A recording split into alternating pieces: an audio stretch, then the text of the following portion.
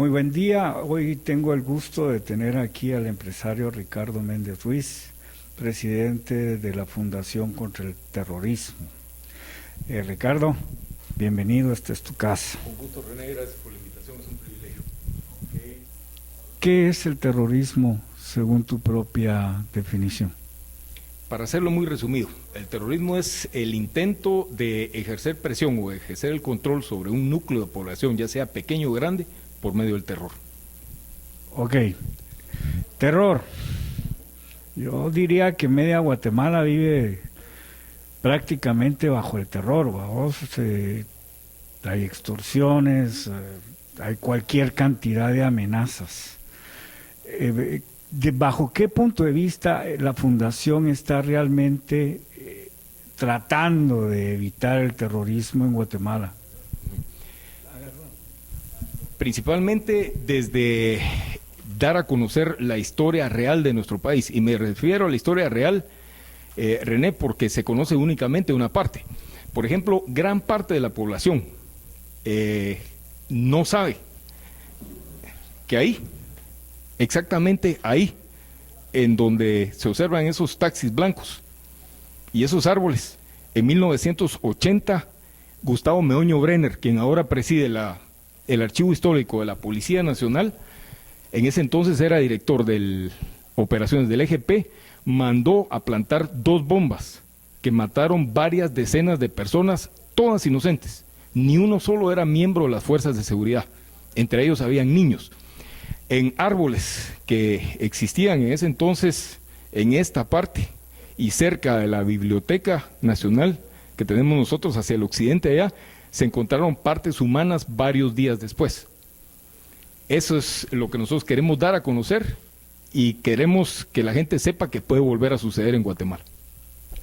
Ok, la parte histórica es básica definitivamente, pero tenemos gente que dice que estábamos en guerra y que eso era válido y que eran víctimas colaterales, etcétera.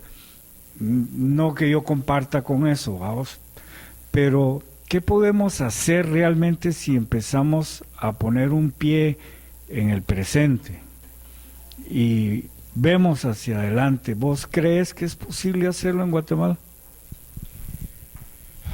Creo que es posible, aunque creo que es muy difícil.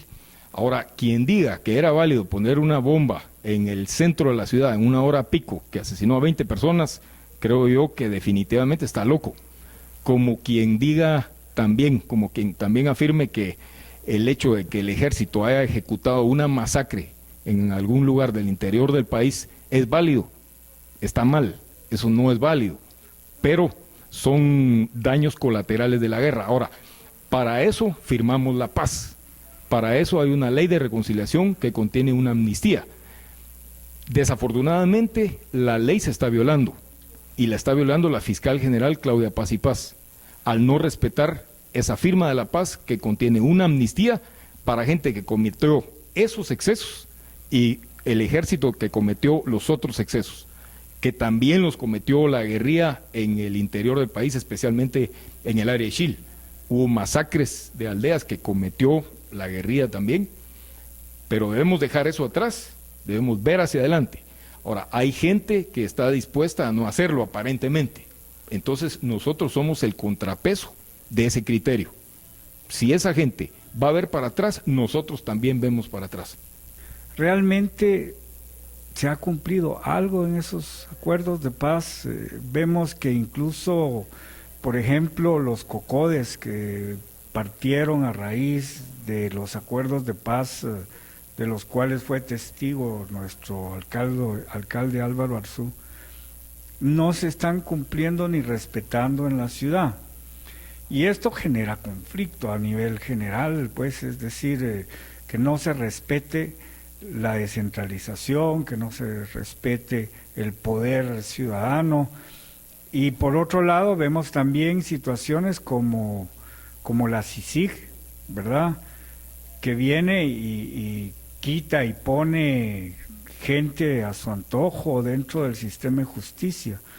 ¿Qué puedes decir realmente para que esos acuerdos de paz sean respetados. ¿Qué nos toca a nosotros? ¿Qué le tocaría a la fundación hacer? Okay. Los acuerdos de paz no son antojadizos, son acuerdos de Estado, son obligaciones de nación. No se han cumplido. Dijiste una palabra muy interesante y creo yo que es la clave, la descentralización. Desafortunadamente hay focos de conflicto muy fuertes en el interior del país que no permiten la descentralización de la economía del país, el desarrollo del país, que es lo que va a evitar problemas tan grandes como la emigración de gente del interior del país hacia la capital o hacia los Estados Unidos, con las consecuencias tan graves que todos conocemos como la de las maras, por ejemplo. La Fundación contra el Terrorismo está trabajando con ahínco desde hace mucho tiempo, exprimiendo todos los recursos que nosotros tenemos precisamente para llevar un mensaje que es duro, un mensaje que es confrontativo.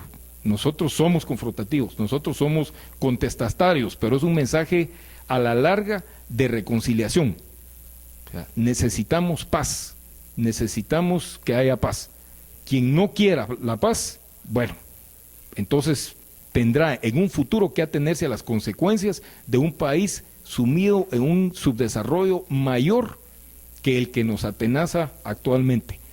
Guatemala está al borde de un caos. La ingobernabilidad en nuestro país es evidente, no solo en la capital, que mencionabas tú hace un rato, en el interior es peor, y máxime si nos vamos al área fronteriza con México. Esa es una tierra de nadie. El área fronteriza de San Marcos, de Huehuetenango, es un lugar en donde el Estado no tiene presencia alguna, y eso no puede ser. Tiene que haber autoridad, tiene que haber trabajo, tiene que haber seguridad. Totalmente de acuerdo.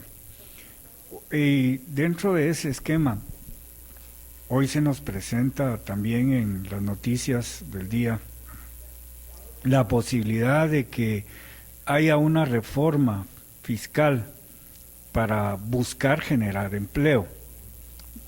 Como empresario, Ricardo, ¿qué crees que es más importante? ¿Más impuestos o más empleo? Voy a plantear la pregunta de otra manera, René. ¿Qué es más importante? ¿Darle de comer al Estado o darle de comer al ciudadano? Obviamente es más importante crear empleo. Mientras más impuestos haya, René, y es importante aquí detenernos a meditar en quién es el que genera empleo. El empleo lo genera el empresario, ya sea guatemalteco o extranjero. A un coreano, a un chino, a un estadounidense, un alemán, le interesa colocar su dinero en donde su dinero esté seguro, en donde haya certeza jurídica. Eso quiere decir en donde las reglas del juego sean claras. Y eso incluye al tema fiscal, al tema tributario. Entonces, lo que hace es escoger otros países para poner su dinero.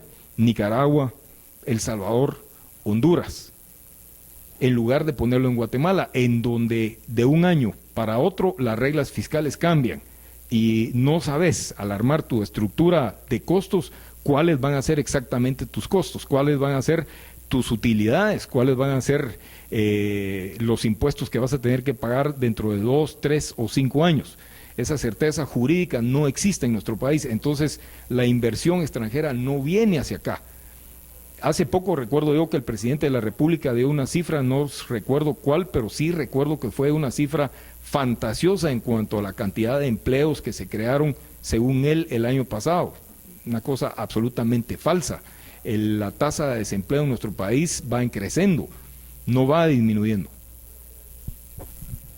Ricardo, una pregunta que me nace en función de la fundación de ustedes es si estamos tan convencidos y todos parece que habláramos el mismo idioma, porque al final de cuentas es nuestro país y al final de cuentas es empleo lo que hace falta y no estar alimentando al Estado, como muy bien lo pusiste vos, especialmente en la manera en que se está despilfarrando y perdiendo el dinero. ¿Qué podemos hacer en vistas a las nuevas elecciones que se aproximan ¿cuál sería tu percepción de hacia dónde va Guatemala políticamente? En la columna que publiqué hoy, precisamente en el diario El Periódico, yo soy columnista del diario El Periódico, decía que se observan únicamente nubarrones grises en el horizonte político del país y que hay una opción que se presenta a sí misma como una broma pesada, dije ahí. Y hay otra opción que ya cogobernó en el país y que nos dejó confrontados y que además dejó una estela de corrupción que ahora está encubriendo la fiscal general Claudia Paz y Paz. Pero entra en escena un jugador nuevo que no tuve espacio yo para mencionar en esa columna. Ese jugador nuevo se llama Alfonso Portillo. Definitivamente el regreso a Guatemala de Alfonso Portillo, que me parece que va a ser más o menos en junio, cambia el esquema político del país, porque definitivamente Portillo es un líder de muchísimo peso, una persona muy objeto de mucha discusión, es merecedora del odio de muchos y merecedora del amor de muchos también. Entonces definitivamente el sector para el que Alfonso Portillo, hacia el que Alfonso Portillo se decante, va a ser determinante en las próximas elecciones. A pesar de que él no puede ser candidato presidencial, su solo apoyo hacia un sector determinado, que es posible que no se encuentre en ninguno de los dos, que no sea ni líder ni UNE, puede emerger como un factor ganador en las próximas elecciones presidenciales. Entonces, eso entra a recomponer ahorita el panorama político del país, diría yo. Aquí me pones a pensar en una cuestión que siempre me he preguntado respecto a nosotros los guatemaltecos. ¿Te das cuenta de que lo que nos hace falta en este país son héroes? Teníamos, la mayoría de los héroes que nos inculcaron anteriormente eran perdedores. A Tecumumán lo mataron, a Justo Rufino Barrios lo mataron, etcétera, ¿verdad? Hasta ahora han ido brotando algunos que son realmente ganadores dentro del campo deportivo. Pero vino Portillo y dijo, bueno, sí, yo no maté uno, maté dos. Y ahora viene y dice, pues sí, yo recibí soborno. Y sin embargo, tuvo los atributos para oponerse a ciertas élites económicas con un objeto que era mantener los precios de la canasta básica baja. ¿Es esto suficiente razón como para poder decir que puede sacar adelante un país el que sigamos este tipo de líderes? Es aquí en donde nosotros nos damos cuenta que los medios juegan un papel muy importante. ¿Es realmente Alfonso Portillo un villano o es un héroe? Al tenor de lo que ha sucedido actualmente, vale la pena analizar qué fue lo que sucedió, lo que pasó con él durante el proceso que al final paró en su extradición y que aparentemente va a finalizar en su liberación y su regreso a Guatemala. Creo yo que mucha de la atención está tratando de desviarse hacia el tema de Taiwán, cuando debería enfocarse hacia otro punto de vista, y es la ilegalidad o las ilegalidades que se cometieron al extraditar a Alfonso Portillo. Graves ilegalidades que cometió la fiscal general, la CICIG, el procurador de los derechos humanos, incluso el presidente de la República también, dejando a un lado la figura de Alfonso Portillo y pensando en que el día de mañana puedes ser vos, puedo ser yo, o puede ser uno de nuestros hijos, el que esté en los zapatos de él, es decir, sometido a un juicio político, como han sido sometidos los oficiales del ejército durante la administración de Claudia Paz y Paz al frente del Ministerio Público. ¿Amnistía general o amnistía particular? Esa es la pregunta realmente para que logremos alcanzar la paz aquí en Guatemala, porque o todos hijos o todos entrenados. O sea, ¿perdonamos y olvidamos o todos nos seguimos peleando? Es que, René, no hay más opción que la ley.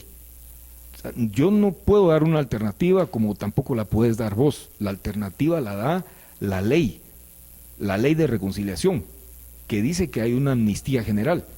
Y es aquí muy importante recordar que durante las negociaciones de paz, durante la guerra, durante los 36 años de guerra, durante las negociaciones de paz, jamás se mencionó la palabra genocidio, no la mencionó la guerrilla para comenzar, no la mencionó la prensa internacional que estuvo en las áreas de operaciones, en las áreas de combate, jamás lo mencionaron, no lo mencionó la iglesia. Recordemos que al ejército de Guatemala lo ayudó principalmente el Estado de Israel, es decir, lo ayudó el pueblo víctima de genocidio por excelencia en la historia moderna de la humanidad. Si el ejército de Guatemala hubiera estado cometiendo un genocidio en 1981, 82, 83, 84, el Estado de Israel jamás lo hubiera ayudado o hubiera suspendido su ayuda militar hacia nuestro país, porque no iba a colaborar con un ejército genocida. Es decir, partamos por el hecho de que en Guatemala no ocurrió un genocidio. Entonces, hay que respetar la ley de reconciliación que contiene una amnistía y hay que ver hacia adelante, no tenemos opción, hay que hacerlo. Ahora, la fiscal general Claudia Paz y Paz ha violado la ley en repetidas oportunidades en ese sentido, y te puedo mencionar un caso específico. Ella ha violado el artículo 11 de la ley de reconciliación, que dice que toda persona que esté sindicada por un motivo relacionado con el conflicto armado interno debe ser sometido su caso a una sala de apelaciones para que la sala de apelaciones determine si es o no es objeto de beneficiarse con una amnistía. Ella se saltó la ley, ella pasó sobre la ley, ella va a tener que responder penalmente por eso. Y es increíble que se haya postulado nuevamente para ser fiscal general. Y realmente espero yo que no llegue a ser fiscal general nuevamente y que se someta a los tribunales de justicia, no solo por lo que acabo de mencionar, sino que por muchos otros delitos que se han cometido en el Ministerio Público bajo su apadrinamiento o amadrinamiento en este caso, ¿verdad?, que no son relacionados incluso con el conflicto armado interno. Muy, muy interesante. Definitivamente estamos de acuerdo en que la ley es la ley, tiene que cumplirse. Y también es triste ver que tanto funcionario se brinca la ley de una manera tan descarada, ¿verdad? No solo hablemos de Claudia Paz y Paz, hablemos de alcaldes, hablamos de presidentes, vicepresidentes, etcétera. Y al fin de cuentas quiero hacerte una pregunta. ¿Vos crees que el Estado de Guatemala necesita una refundación? No necesariamente una refundación, necesita que llegue a dirigir las riendas del Estado, es decir, el gobierno, el ejecutivo, alguien que tenga carácter. Estamos viendo ahorita nosotros lo que es claramente una estafa política.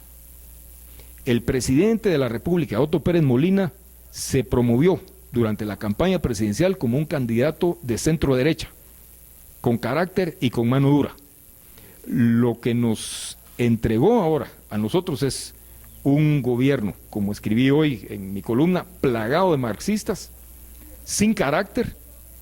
Alguna vez escribí yo también que el presidente de la República parece que en su caja de velocidades tiene únicamente retroceso, porque inmediatamente después de un periodicazo da marcha atrás a toda decisión que tome. Y eso es básicamente lo que se necesita, para alguien que llegue a hacer que la ley se cumpla. Ahora, si sos corrupto, no vas a tener la solvencia moral para obligar a que los demás no roben. Y no me refiero únicamente a la iniciativa privada, me refiero a la corrupción que se ve en todos los ámbitos de nuestro país, de nuestra sociedad, porque se da incluso en la iniciativa privada. No vas a poder exigir que se cumpla la ley, no vas a poder exigirle al Congreso que deje de ser el Congreso que es si no tenés la solvencia moral como presidente de la República para poder exigírselo, porque te lo van a echar en la cara. Y eso es lo que le está pasando al presidente de la República. Y de ahí que tenemos un Congreso que desde hace 2 años no funciona. ¿Verdad? Y no me refiero a una injerencia entre poderes, me refiero a un presidente de la República que exija que las cosas se hagan bien. Pero desafortunadamente la solvencia moral ahora no existe. Bueno, Ricardo, el tiempo pues se nos fue. De verdad que hay tantas cosas que podríamos y vamos a platicar poco a poco. Te agradezco muchísimo tu estadía aquí y tenés un minuto para despedirte. No, a vos muchas gracias por la invitación, es un honor el haber estado con estos micrófonos. ¿Cuál es mi mensaje? Mi mensaje es un mensaje de reconciliación, es un mensaje de paz, pero es un mensaje también de análisis, de observación. Nosotros, cuando digo nosotros me refiero a la Fundación contra el Terrorismo, estamos pendientes de lo que está pasando en el país. Tenemos asociados a la Fundación en todos los departamentos de la República, tenemos información fresca de lo que está pasando en cada uno de los lugares de conflicto del país, sabemos quién, sabemos cómo y sabemos cuándo. Nosotros tenemos la obligación en nuestros estatutos de hacer la denuncia pública de los actos de terrorismo que se están llevando a cabo hoy en nuestro país. Recordemos que hace poco tiempo hubo un soldado asesinado precisamente en Santa Cruz Baría de Huehuetenango. Han pasado ya casi 200 días de eso y la fiscal general ni siquiera se ha pronunciado al respecto. Entonces vamos a seguir observando, vamos a seguir denunciando y vamos a seguir siendo críticos en ese sentido. Gracias, Ricardo. Hasta la próxima.